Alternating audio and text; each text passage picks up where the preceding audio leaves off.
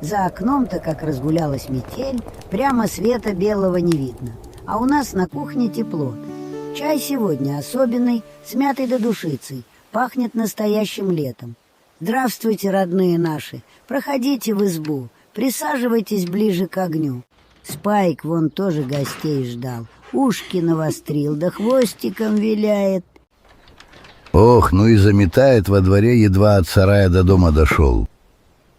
Крупу, соль, сухари — все просушили, по баночкам уложили да под крышки. Все на своих местах по линейке и с душой. База у нас есть, голодными точно не останемся.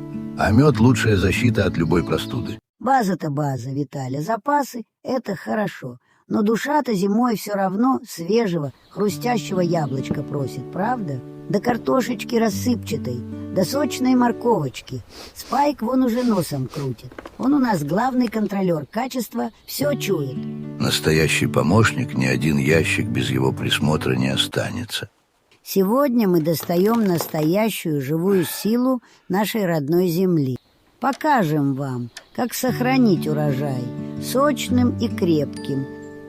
Все расскажем и покажем подробно, по-нашему, по старинке. Зажигай, Люда, фонарь, да пошли в погреб за запасами. Здесь у нас круглый год держится одна и та же идеальная температура. Но просто свалить морковку со свеклой на полку — и дело нехитрое и вредное. Так урожай долго не пролежит, сгниет или высохнет. Без правильной укладки она уже через месяц потеряет весь сок и сморщится. Морковь – девица капризная. Она любит только чистый, сухой речной песочек. Каждую морковку пересыпаем, а свеклу укладываем в свежие хвойные опилки. Они работают лучше любого современного контейнера. Открываешь весной такой ящик, а свеколка крепенькая, твердая. Но вот с картошкой совсем отдельная история, тут глаз да глаз. Картошка, барышня с характером, чуть что не так, но сразу вянет или пускает ростки. Поэтому перебирать ее нужно сухими руками. Ты ее, Виталий, главное, к яблокам близко не ставь. Яблоки при хранении выделяют особый газ – этилен. От него картошка раньше времени проснется, покроется усами и потеряет вкус. Это точно, правильное соседство – залог успеха. А чтобы мыши да подземная мошка на наши ящики глаз не строили, вот вам секрет. Кладем веточку сухой горькой полыни прямо поверх ящиков. Запах у полыни терпкий, резкий, ни одна мышь за версту к закромам не подойдет. Главное – следить за градусником и проветривать продукты, чтобы в погребе всегда было сухо, прохладно и свежо. Ну что, овощи на обед подняли, пора и к деликатесам переходить. Набирай, Люда, яблоки, поднимемся наверх, покажем воск. Посмотрите, какие овощи. Чистые, гладкие, крепкие. Ни пятнышка, ни гнили. Смотри, Виталий, какие яблочки. Румяные, гладкие, хвостик к хвостику. Для долгого воскования берутся только самые идеальные и плотные плоды. Если положить хоть одно яблоко с вмятиной или царапиной, оно сгниет прямо под воском и испортит весь ящик. Воск у нас с собственной пасеки, чистый, натуральный, пахнет медом и летом. Топим его на водяной бане на самом тихом огне. Главное — не перегреть. Воск должен стать жидким, янтарным, но не кипящим, чтобы не обжечь нежную кожицу яблока. Берем яблоко за черенок и аккуратно опускаем точкой черенка в воск. Раз — и мы запечатали то самое место, откуда уходит влага. А если опустить весь плод целиком, получается настоящая непробиваемая восковая броня. Под такой защитой ни воздух внутрь не проникает, ни сок не испаряется. После застывания каждое яблочко мы дополнительно заворачиваем в мягкую тонкую бумагу. Это убережет их от случайных трений. Укладываем яблоки аккуратными рядами на сухую соломку.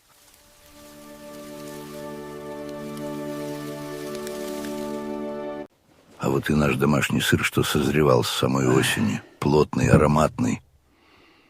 Его мы тоже запечатываем воском. Кисточкой наносим плотный слой. Под такой восковой рубашкой сыр не пересыхает, а продолжает медленно созревать. Глазу приятно смотреть на такую красоту. А теперь давайте перейдем к сушильне. Там у нас живут самые пряные ароматы. Ох, Люда, взгляни на грибную нить. Пахнет так, что слюнки текут. Белые грибочки мы сушим только на крепкой суровой нитке, каждую шляпку отдельно, чтобы проветривалось со всех сторон.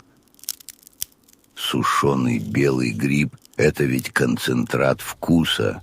Одной такой шляпки хватит, чтобы кастрюля супа запахла деревенским ароматом. Помнишь, Виталя, как мы их на июльском солнышке сушили, а потом в духовке доводили? Вкладываем их плотно в стерильную баночку. Слой томатов, пластинка чеснока, щепотка орегано да веточка розмарина. И заливаем все это горячим подсолнечным или оливковым маслом. Слышите, как зашипело? Это травы отдают свой аромат. Банку закрываем и на хранение. Откроешь ее зимой, положишь томат на свежий хлеб и сразу лето на кухне. А внукам да ребятишкам вместо покупных конфет мы делаем ягодную пастилу. Сворачиваем такие полоски в аккуратные рулетики. В составе ни грамма сахара, только печеное яблоко да запеченная смородина. А вот сушеное яблочко, послушайте, как хрустит. Полезное лакомство, в котором сохранены абсолютно все витамины.